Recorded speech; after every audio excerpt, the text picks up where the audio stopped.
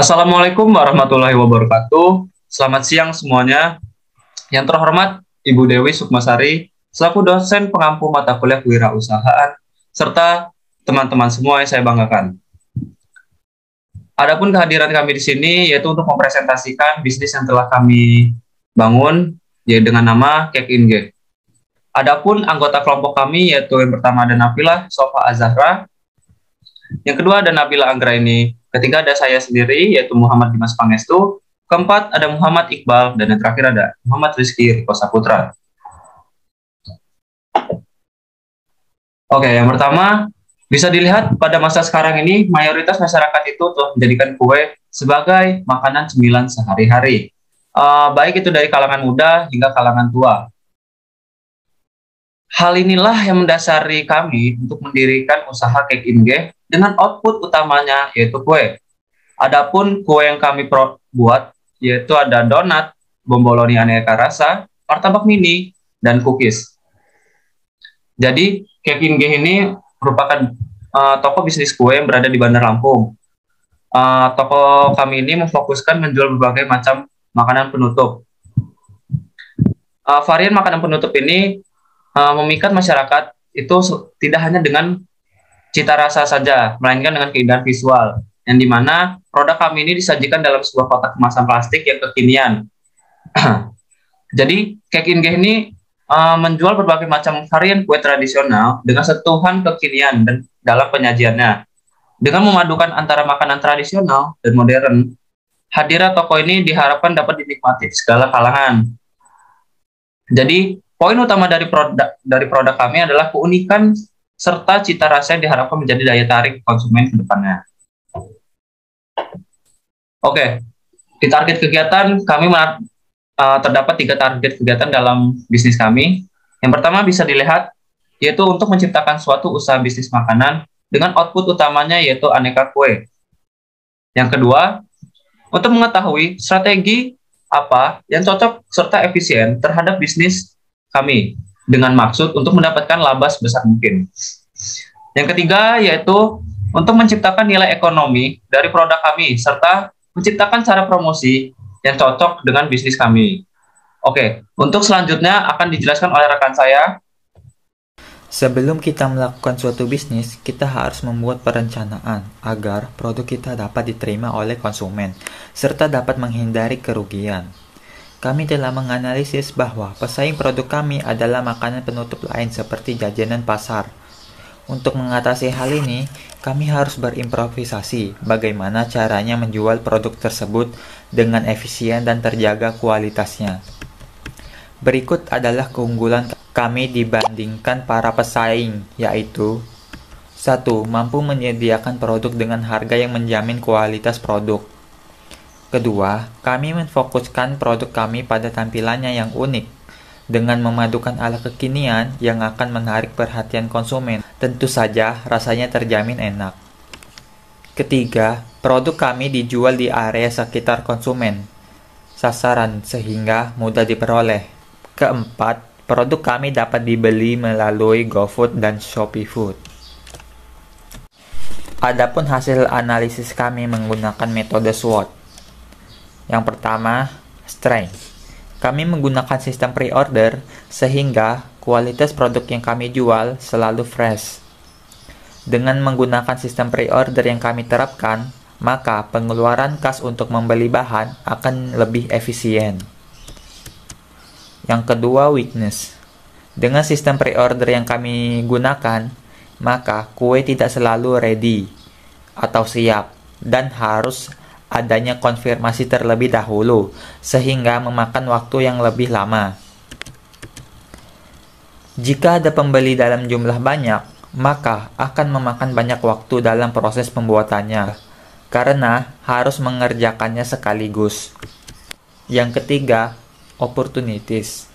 Bisnis bisa dijalankan dengan baik tanpa perlu modal yang sangat banyak. Dan makanan jenis kue sudah menjadi kebiasaan masyarakat di semua kalangan, sehingga jangkauan pasarnya sangat luas. Dan keempat, trade.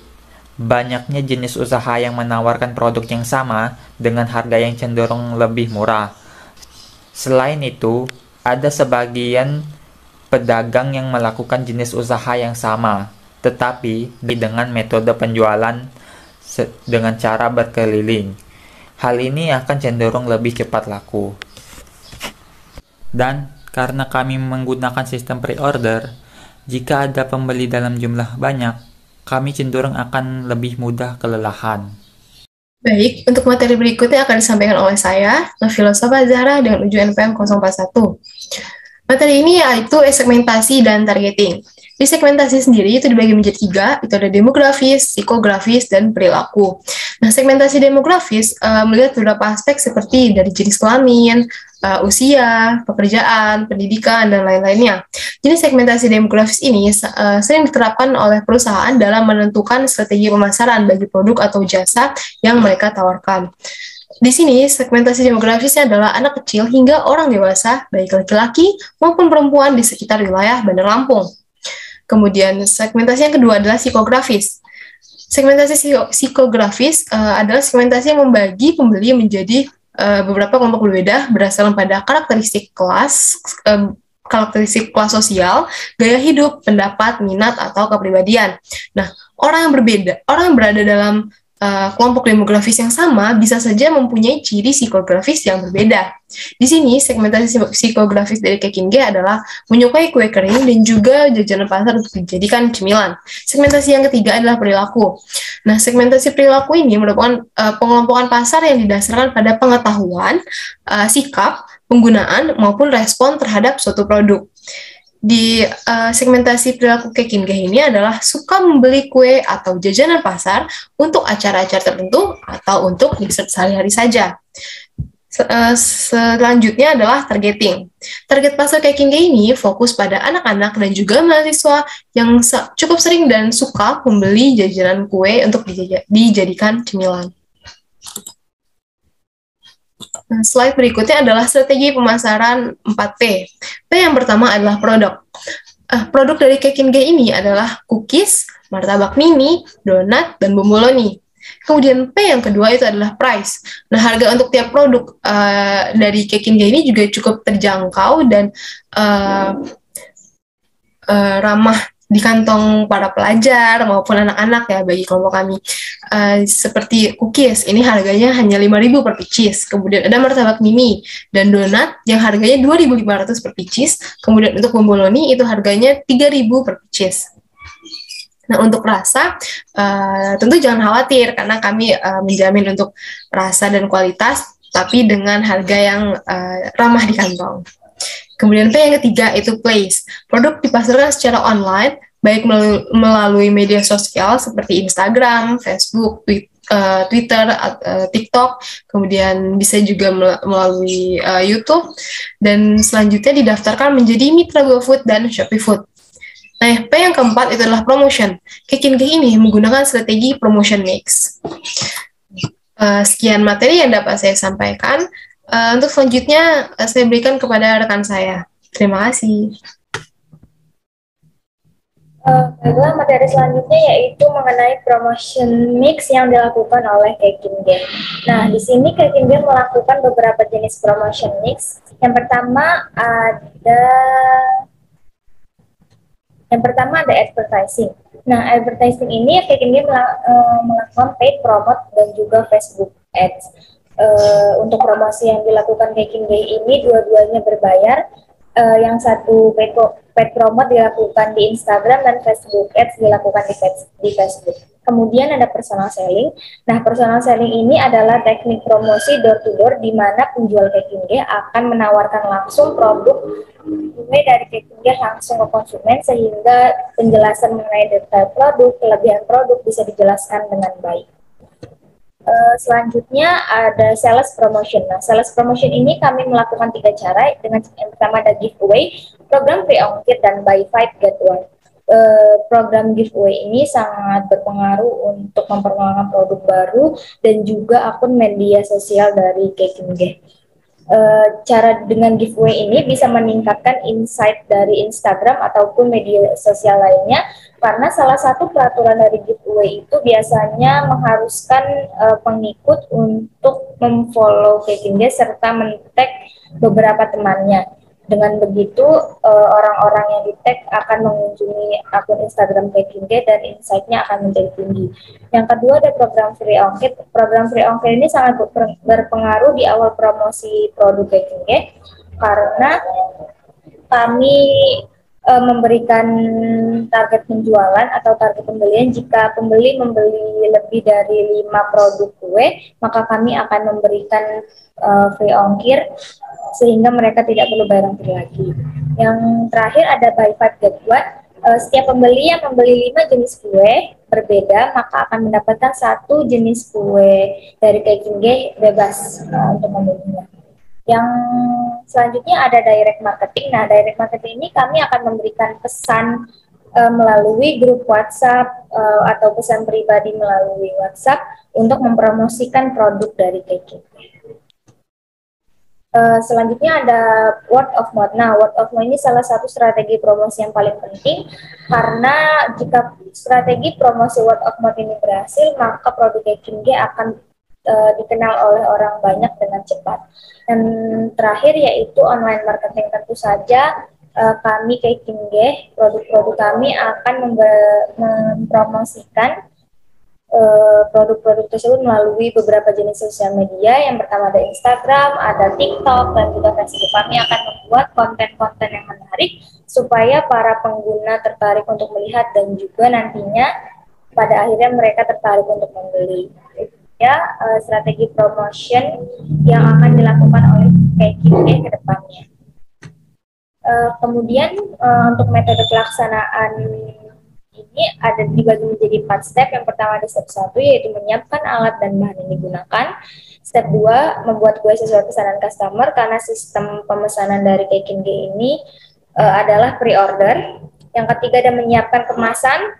Yang keempat ada tahap pemasaran kue via online maupun offline. Via online ini kami akan mengirimkan melalui Gojek, Maxim atau jasa pengiriman online lainnya. Dan untuk via offline kami akan owner kami akan mengirimkannya sendiri langsung kepada konsumen. Ya, materi yang bisa saya sampaikan. Untuk selanjutnya akan disampaikan oleh rekan saya. Evaluasi tahap ini akan dilakukan setelah produksi kue-kue di atas selesai dilakukan. Pelaporan ini dibuat berdasarkan hasil penjualan atau keuntungan yang didapat selama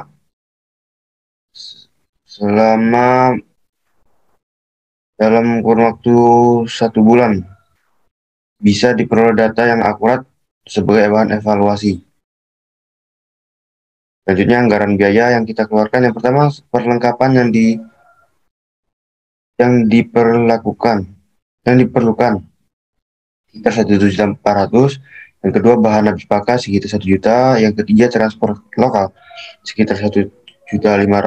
Yang keempat lain-lain seperti alat mesin sekitar 1.900.000 rupiah. Jadi jumlah total